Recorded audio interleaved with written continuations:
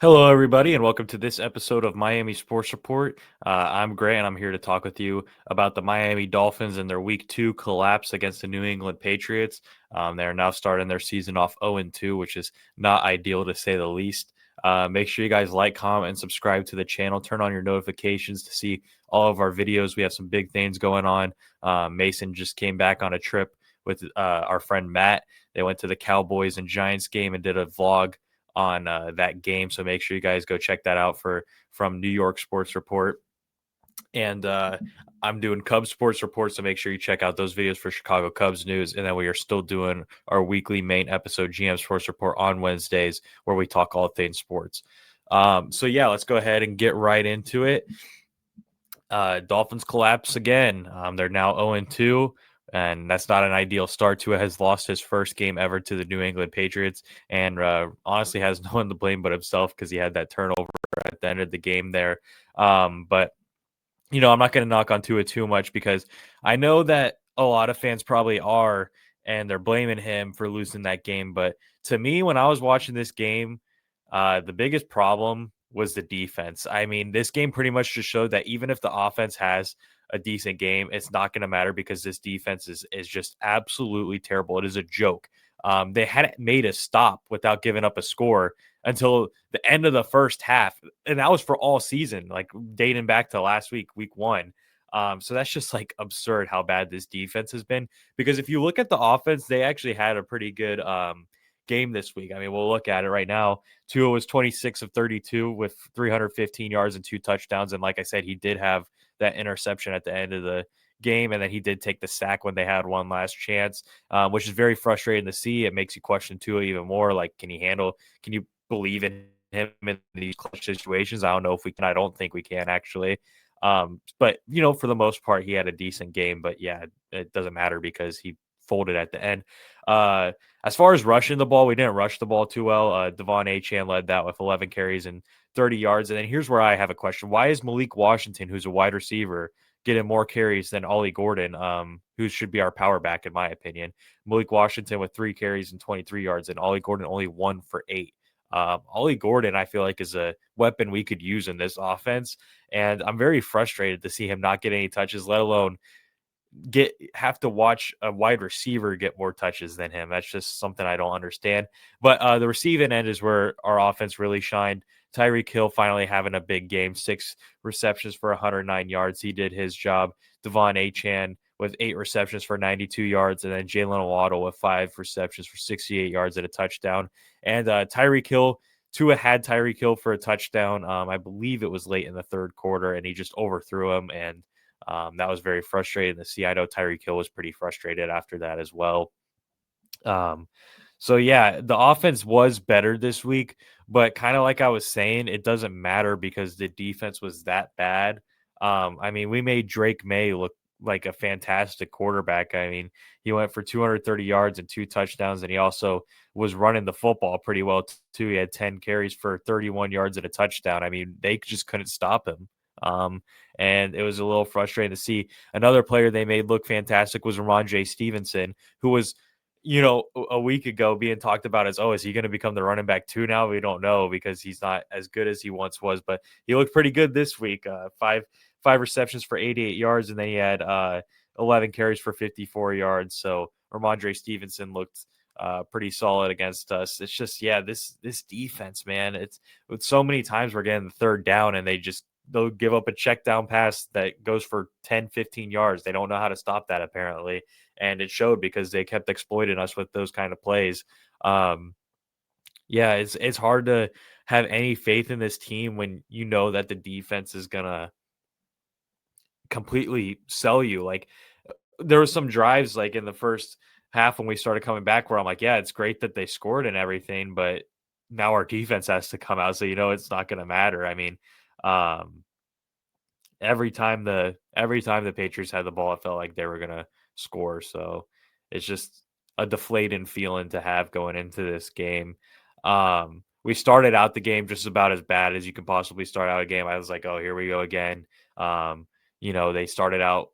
Patriots had the ball. They scored a touchdown on us to make it 6-0. Luckily, the the kicker missed the extra point, so it stayed 6-0, and then we didn't score on our first possession. They get ball back, they score again. Like I said, defense just letting them walk to the end zone, make it 12-0. The kicker actually missed another extra point, so I would be surprised if the New England kicker still has a job after his performance this last week. But finally, when the second quarter comes around, we get the ball and Tua starts to look comfortable again. It's not the old Tua where, he can throw some deep balls and stuff. He's still not quite there yet. I mean, we even saw it that one Tyreek Hill reception where Tyreek had to kind of stop to go back to get the ball because Tua couldn't even make it to him. So that's something to keep an eye out. But we did score in the beginning of the second quarter with Jalen Waddle, 18-yard pass.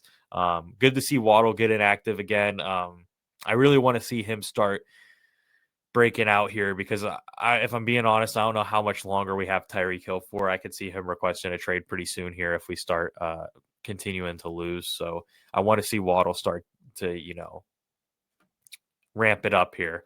After we score the touchdown, the Patriots go and it was actually kind of quiet for a while back and forth. And then with 1 minute, 56 seconds left, the Patriots did kick a field goal to make it 15-7. But then right before halftime ended, we had a big play from Devon Achane to score a touchdown, a 29-yard pass from Tua to make it 15-14 going into half. And, after that happened, you feel kind of good.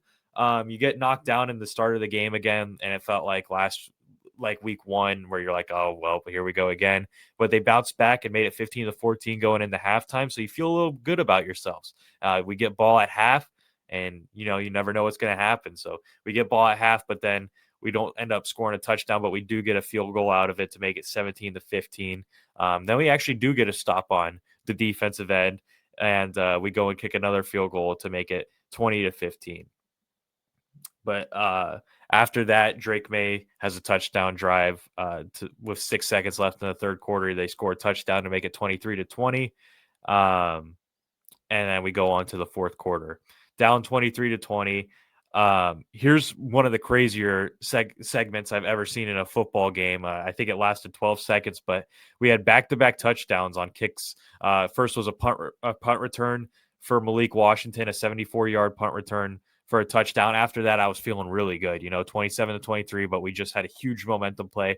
I'm like, how can the Dolphins ruin this momentum? And they sure did ruin that momentum. And it was, to my surprise, on the kickoff, we gave up a touchdown to Antonio Gibson, who had a 90-yard kickoff return. And come on, guys. I mean, you just do a punt return for a touchdown. You have all the momentum, and then you give up a kick return touchdown. That's just, after that, I didn't even know what to think. It made it 30-27 New England.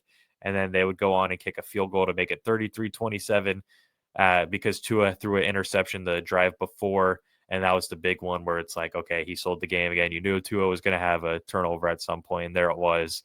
So, yeah, Patriots capitalized off of that, score a field goal to make it 33-27. And we get the ball back with 1 minute, 47 seconds left. I don't know how many Dolphins fans were feeling confident that they'd score. I guess I was kind of a little confident because I'm like, all right, he just threw an interception. He's going to bounce back and maybe drive the field.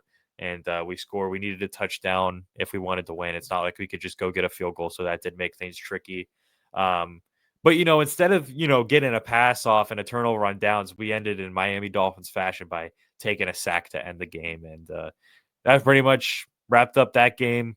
It was over after that. Patriots win 33-27, and Dolphins lose. So I guess if there's any positive to look at for this game, it's that the offense looks good again. I don't think it looked great by any means, but it looked like an NFL offense. We scored 27 points, and that should be enough in most cases to win a game. But like I said, with a defense like ours, you're going to need to put up 40 at this point, which I don't know how many times the Dolphins can do that. I mean, I think a big reason that we had 27 points was because the Patriots were missing some of their best corners, Christian Gonzalez being one of them. So I don't know what to expect. And now moving forward, the Dolphins will be playing the Buffalo Bills on Thursday Night Football in Buffalo. So expect the Miami Dolphins to be 0-3 after this upcoming game, because I don't see a universe where the Miami Dolphins will pull off an upset against the Buffalo Bills.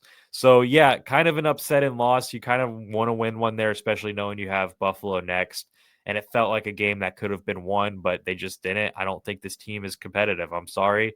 Until they prove me otherwise, I don't believe that they're going to be anything serious. Oh, I'm just going to watch each game for fun, kind of. I don't have any expectations anymore. It's frustrating, but it is what it is. Like I said, Buffalo this week, we'll see what happens. I don't think anything good will happen. But that's pretty much going to wrap up this episode. So thank you guys for tuning in. And like I said, make sure you like, comment, subscribe, and turn on the notifications to be able to see all of our videos. Thank you guys for watching, and I hope you have a great week, everybody.